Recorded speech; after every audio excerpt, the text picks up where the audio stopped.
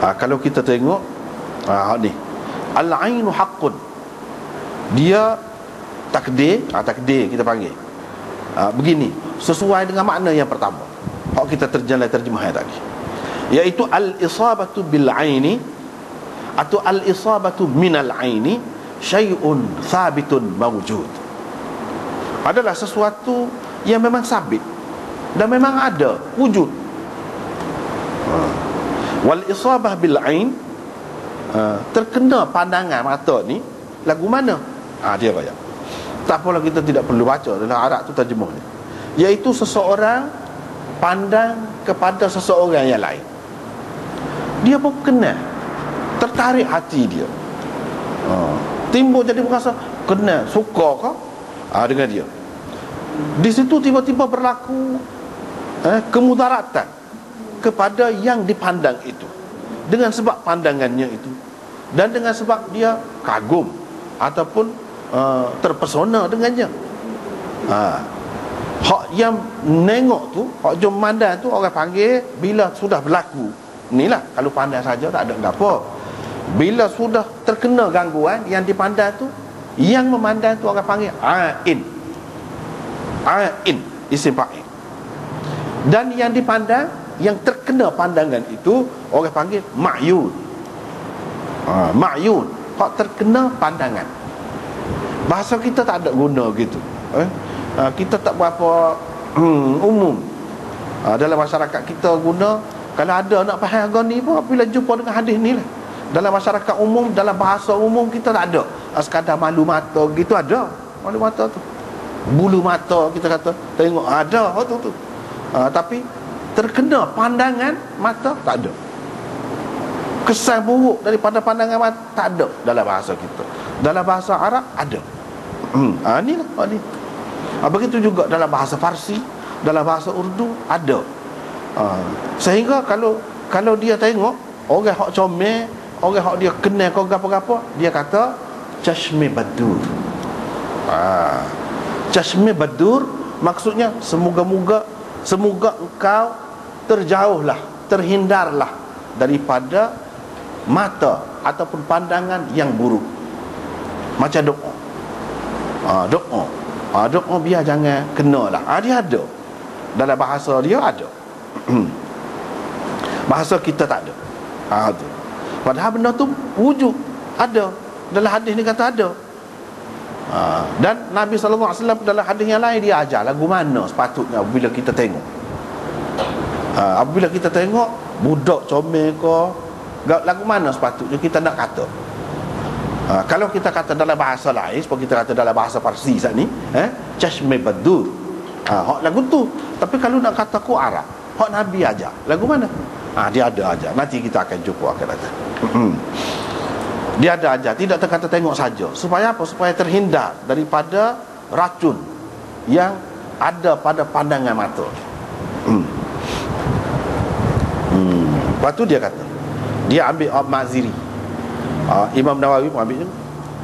Jumhur ulama berpegang dengan zahir hadis ini. Dia kata, mereka mengatakan isabatul ain haqqun, terkena pandangan mata ataupun terkesan dengan sebab mata memandang itu adalah benar. Tetapi beberapa kumpulan ahli bid'ah tak mahu terima hak ni tanpa alasan. Tak mahu terima. Tak ada mengaruh. Sebab apa? Bukan mustahil benda ni. Kita ahli sunnah umumnya, jumhur ulama kata benda ni tidak mustahil. Apa duduk peliknya? Ini termasuk dalam perkara yang harus pada akal. Bila syarak menceritakan benda ni ada berlaku, apa pasal kita nak nafikan pula, nak tolak? Tak ada beza kalau kita tolak ni dengan kita tolak hak lain. Banyak lagi benda lain kan? Hak syar'i Nabi SAW beraya, benda-benda yang tidak dapat dicapai oleh akal kita boleh terima. Apa hak ni kita tak boleh terima. Walaupun kita tak faham pun. Lepas tu dia sebut hakikat terkena pandangan ini banyaklah ulama bincangnya, kata dia. Khattabi rahimahullah kata, dia ambil Maziri juga. Maziri tadi. Maziri kata sesetengah golongan tabai'iyyin. Tabai'iyyin ini naturalis. Dia kata annal a'in, orang yang memandai saat ni, dia ada kuasa ataupun daya dalam mata dia tu yang beracun, yang mana jadi kena kepada ma'in ataupun ma'yun tadi. Dengan sebab kesan saat ni boleh mati ataupun terganggu kesihatannya, serupa dengan terkena racun daripada pandangan sejenis ular. Ada ular yang mana kalau kita tengok dia saja, dia tengok gitu, buta, boleh jadi buta mata, kesan dia tu, racun dia tu. Ada juga orang lagu tu, bukan semua orang. Bukan semua orang. Tak apa, kita tengok sini dulu.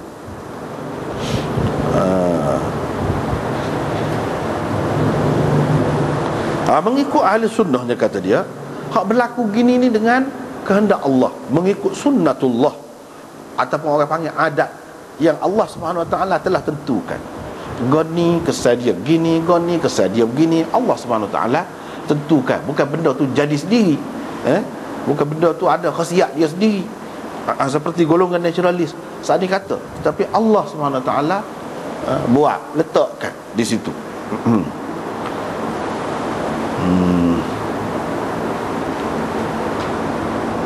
Sama ada benda tu berupa jauhar ke ataupun tidak. Ni kalau nak kira pada dasarnya,